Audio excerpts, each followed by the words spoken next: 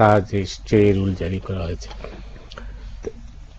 বাংলাদেশ রাজনৈতিক সমস্যা রাজনৈতিকভাবে মোকাবেলা না করে আদালতে শরণাপন্ন হলে সেটাকে আপনি ওইটা আমি জানি না বিষয়টা কিভাবে দাঁড়াবে আর কি, আপনি ভালো বলতে পারবেন যেহেতু আপনি দীর্ঘদিন আইন পেশার সঙ্গে জড়িত।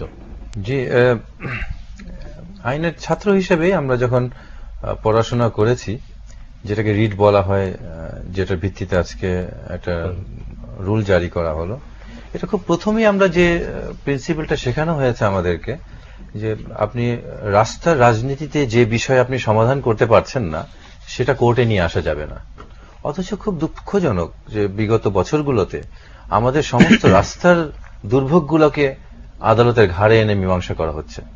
শুধু তাই না, রাস্তার বিষয় না, জাতির যেখানে বড় ধরনের মূল্যবোধের বিষয় রয়ে গেছে, বড় ধরনের রাজনৈতিক বিতর্ক যে সমস্ত বিষয় রয়ে গেছে, যেটা রাজনীতিবিদরা 100 বছরেও যেটাকে সমাধান করতে পারেননি, সেই বিষয়গুলো আপনি আদালতের ঘাড়ে নিয়ে কাজ করে নিচ্ছেন। তো এতে তো রাজনীতি কতটা সমৃদ্ধ হয়েছে সেটা বলতে পারবো না, কিন্তু আদালত, আইনের শাসন, ন্যায় বিচার, সংবিধান কিন্তু মুখ থুবড়ে পড়ে যাওয়ার মতো একটা অবস্থা। এখন আমি খুব প্রসঙ্গে আসি যে আজকে যেটা রুল হয়েছে, রুলটা এর সাথে আরো দুটো রুল হয়েছে, একসঙ্গেই রুলটা জারি করা হয়েছে। প্রথম যেটা আপনার বিএনপি, আওয়ামী লীগ এবং ইলেকশন কমিশন, সরকারের অন্যান্য সংস্থাকে শোকজ নোটিশ করা হয়েছে, রুল জারি করা হয়েছে যে দুই নেত্রীকে কেন সংলাপে সংসদে কিংবা সংসদের বাইরে কেন ওনারা বসবেন না মর্মে কারণ দর্শানোর জন্য জানানো হয়েছে। এর সাথে কিন্তু বড় দুটো বিষয় রয়ে গেছে এই কেসের মধ্যে। একটা তো হচ্ছে যে হরতালের নামে সহিংসতা, গাড়ি ভাঙচুর, এইগুলা রোধকল্পে ব্যবস্থা গ্রহণ কেন নেওয়ার জন্য নির্দেশ দেওয়া যাবে না মর্মে স্বরাষ্ট্র সচিবকে কিন্তু নির্দেশ দেওয়া হয়েছে। এবং এর সাথে যে রাজনৈতিক কর্মকাণ্ডে যদি আপনি সহিংসতা করেন সেটাকে রোধ করার জন্যও কিন্তু আপনি পুলিশ বাহিনীকে নির্দেশ দেওয়া হয়েছে। তো অ্যাকচুয়ালি পত্রিকায় যেভাবে এসছে কিংবা নিউজ এই পর্যন্ত যেভাবে এসছে ওই আলোচনাটাই কিন্তু এসছে, পেছনের ঘটনাটা কিন্তু আসেনি।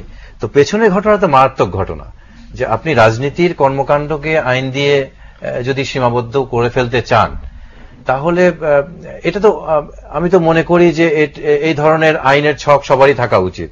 কারণ যেভাবে আপনি বোমা মেরে, ইট মেরে, জ্বালিয়ে পুড়িয়ে মানুষকে হত্যা করছেন রাজনীতির নামে, হরতালের নামে, এটা তো বন্ধ হওয়া উচিত। কারণ সাধারণ মানুষ তো এইভাবে জিম্মি হয়ে থাকতে পারে না রাজনৈতিক কর্মসূচির মধ্যে।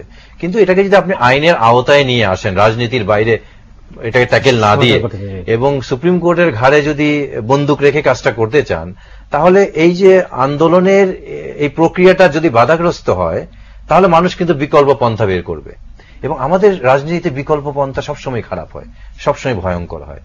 আর যেটা বলা হচ্ছে যে আপোষের ক্ষেত্রে কিংবা দুই নেত্রীর সমঝোতা কিংবা সংলাপের বিষয়ে আদালত বাধ্য করতে পারে কিনা, দেখেন আমাদের একটা আইন আছে, মুসলিম পারিবারিক অধ্যাদেশ, সেইখানে রেস্টিটিউশন অফ কনজুগাল লাইফ আছে।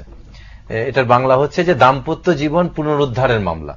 তা আমরা লয়াররা প্রায় করি যে ওয়াইফ কারো থাকতে চায় না, আসতে চায় না, ঘর সংসার করতে চায় না, তখন আমরা লয়াররা মামলা ঠুকে দেই যে আমার দাম্পত্য জীবন পুনরুদ্ধারের জন্য আদালত একটা অর্ডার দিয়ে যায় যে তুমি হাজবেন্ডের কাছে আসবে। তো ওইটা করেও কিন্তু সংসারটা কেন যায় না? আর এখানে কোনো সংসারের কিছু নেই, দুইজন তো দুই মেরু তো আছেন। এখানে আপনি আইন করে আদেশ দিয়ে ভালোবাসা কিংবা বিয়ে তো করাতে পারবেন না, এবং জোর করে যদি বাবা মা বিয়ে করিয়েও দেয় এই সংসার কিন্তু টিকবে না। আমি পুরো পরিস্থিতিটার জন্য আমি